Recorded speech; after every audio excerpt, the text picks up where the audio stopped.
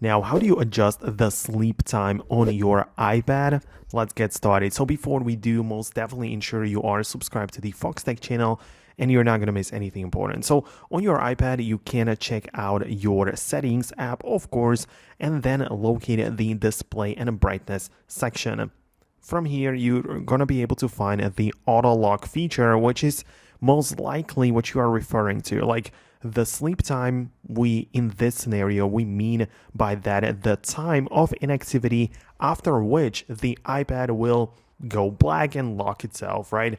So you can customize it in here inside of the auto lock section. So you can make it 2 minutes, 5, 10, 15, or even never.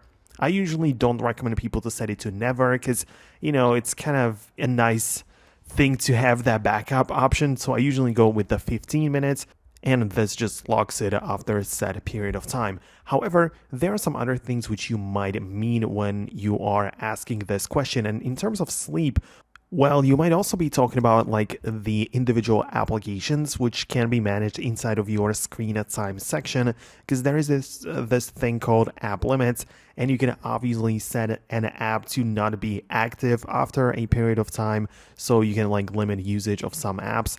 Well, that might be something which you also are kind of interested in. So this is where you can find it. You can set up a specific time period for individual apps. But yeah, that's everything I wanted to show in this video. Let me know in the comments below if you managed to find what you needed. If not, share that in the comments as well. And I'll talk to you later in the future tutorials.